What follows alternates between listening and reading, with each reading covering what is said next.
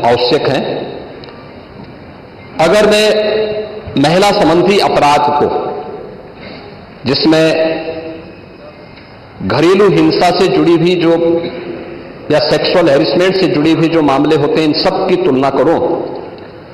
तो सबसे पहले माननीय सदस्य को मैं इस बात के बारे में अवगत करा दूं कि 2016 की तुलना में दहेज जैसी घटना के बारे में देखें तो 2016 की तुलना में 2016 में कुल घटनाएं घटित हुई थी, उनकी तुलना में 23-24 के बीच में लगभग 17.5% की कमी घटनाओं में आई है। बलात्कार की घटनाओं में 2016 की तुलना में अगर 23-24 में हम उसकी तुलना करें, इसमें 25.30% की कमी दिखाई गई है।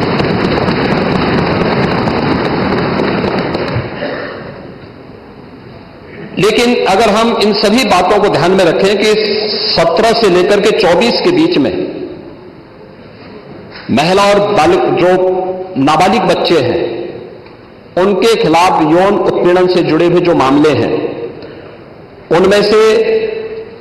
प्रदेश सरकार ने अपने प्रोसिक्यूशन विंग को मजबूत करने का परिणाम सामने आया है। 24,402 प्रकरण में अभियुक्तों को अब तक सजा दिलाई जा चुकी है। 17 से लेकर 24 के बीच में पास्को अधिनियम के अंतर्गत 9,875 अभियोगों में सजा दिलाई गई है। 2022 से 24 के मध्य में महिलाओं के विरुद्ध पास्को अपराध में न्यायालय के द्वारा 16,718 अभियुक्तों को सजा दी गई है, जिनमें 21 को मृत्युदंड, 1713 को आजीवन कारावास, 4,653 को 10 वर्ष या उससे अधिक के कारावास और 10,331 को 10 वर्ष से कम के कारावास की सजा भी दी गई है। प्रदेश के अंदर अगर हम लोग देखें कि इस दिशा में जो अन्य प्रयास हुए हैं, खासतौर पर भारत सरकार के द्वारा इस प्रकार के मामलों को बहुत ही गंभीरता से लिया जाता है। इसके लिए investigation tracking system for sexual offences के बारे में भारत सरकार ने जो अपना पोर्टल तैयार किया है, इसको हम लोगों ने 2018 में ही, इसलिए सरकारें उसके प्रति उतनी संवेदनशील नहीं थी, लेकिन 17 के बाद से हम लोगों ने इस पर काम प्रारंभ किया और अप्रैल 18 में हम लोगों ने इस पोर्टल को एक्टिव करने के साथ ही इस कार्यक्रम को आगे बढ़ाया है। और अगर इसमें हम देखें कि जो प्रॉपर मॉनिटरिंग, फोकस मॉनिटरिंग जो प्रदेश के अंदर हुई है, उसका परिणाम है कि जो पेंडेंसी थी, ये पेंडेंसी एक दिन की नहीं थी, एक वर्ष की नहीं थी, ये वर्षों वर्षों से पड़ी हुई थी। महिला संबंधी अपराध से जुड़े हुए मामलों में, बलात्कार के मामलों में, नाबालिगों के साथ जो उनके सेक्सुअल हैरेसमेंट से जुड़े हुए जो मामले थे, वर्षों से पेंडिंग थे। उस पेंडिंग्स को पूरा करने के साथ आज मुझे बताते हुए प्रसन्नता है कि उत्तर प्रदेश देश के उन टॉप 3 राज्यों में है जिन लोगों ने पेंडेंसी को पूरा करते हुए, और देश के अंदर जो पेंडेंसी रेट के आधार पर प्रदेश का देश में द्वितीय स्थान, और इन मामलों को, अपराधियों को सजा दिलाने के मामले में, मामलों के पूरी तरह निस्तारण के मामले में देश के अंदर तीसरे स्थान पर उत्तर प्रदेश है। महोदय, ई प्रोसिक्यूशन में उत्तर प्रदेश देश का सबसे बड़ा राज्य है, लेकिन ई प्रोसिक्यूशन प्रणाली को लागू करने वाला राज्य भी है, और इसमें देश के अंदर नंबर 1 स्थान पर यूपी का स्थान है। महिला और बाल अपराध संबंधी अभियोगों के निस्तारण में देश में प्रथम स्थान है। लगभग हमारे 98% से अधिक मामलों का निस्तारण करने में उत्तर प्रदेश आज देश का वह पहला स्थान रखता है। और मैंने जो पहले भी कहा, घरेलू हिंसा से पीड़ित महिला के लिए 181 की एक सर्विस है, और 1090 बाहर महिला संबंधी अपराध के लिए जब कोई घटना घटित होती है तो कोई महिला कॉल करती है तो उस पर तत्काल सेवा वहीं उपलब्ध होती है। इन सबको इंटीग्रेट करने का काम भी 112 के साथ इंटीग्रेट करने, 181, 1090 और 112 को भी इंटीग्रेट करके अगर कहीं भी सूचना आ रही है, उस सूचना को संबंधित तक भेजने के साथ ही उसको तत्काल रिलीफ मिल सके, इसके लिए भी यहां पर कार्य किया गया है। यही नहीं, प्रदेश के अंदर एक महिला थाना हर जनपद में स्थापित करने के साथ साथ एक अतिरिक्त थाने की जिम्मेदारी भी महिला थानाध्यक्ष को उपलब्ध करवाया गया है। और हर थाने में, जो प्रदेश के अंदर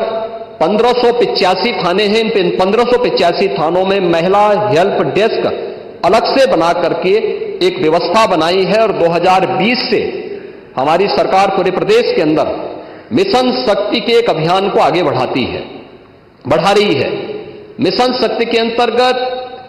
पिछले 7 वर्ष में हम लोगों ने लगभग 1.5 लाख पुलिस कार्मिकों की भर्ती की है प्रदेश के पुलिस बल में।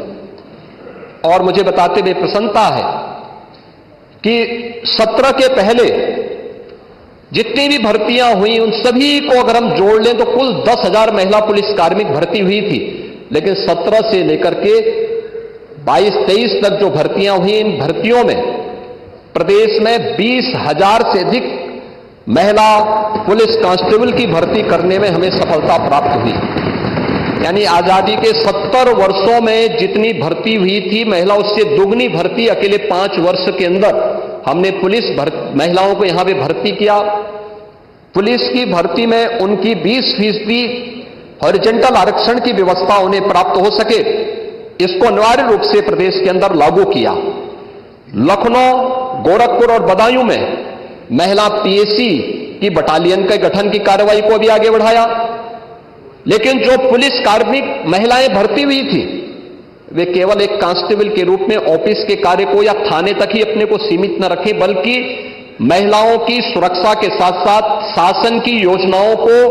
महिलाओं तक पहुंचाने के लिए उनकी प्रतिभा का लाभ समाज ले सके, इसके लिए प्रदेश के अंदर 10,000 से अधिक महिला बीट स्टेशन स्थापित किए गए, महिला पिंक बूथ की स्थापना की गई और यह भी व्यवस्था लागू की गई कि ये महिला बीट पुलिस अधिकारी हर मिशन शक्ति के अंतर्गत वहां पर जाएंगी। वहां पर सप्ताह में एक बार जाकर के महिला संबंधी घरेलू हिंसा का हो या बाहर की सुरक्षा से जुड़े हुए कोई मुद्दे होंगे, इन पे तो चर्चा करेंगे ही, इससे संबंधित समाधान भी निकालेंगे। लेकिन इसके अलावा महिलाओं से संबंधित, उनकी सुरक्षा से संबंधित जो भी, या उनकी स्किल डेवलपमेंट से संबंधित या उनके स्वावलंबन से संबंधित कौन सी स्कीम केंद्र या राज्य सरकार की है, इनसे भी गांव की महिलाओं को अवगत कराएंगे। और ये मिशन शक्ति का एक कार्यक्रम प्रदेश के अंदर लगातार ये जारी है और इसके बहुत अच्छे परिणाम भी हम सबके सामने देखने को मिले हैं। ये सरकार महिला सुरक्षा के प्रति पूरी तरह गंभीर है और उस गंभीरता का परिणाम ही है कि प्रदेश के अंदर इस सरकार ने आने के बाद सबसे पहले सौदों पर लगाम कसने के लिए जो कार्रवाई की, एंटी रोमियो स्क्वाड का गठन उसका एक उदाहरण है। और मुझे बताते हुए दुख है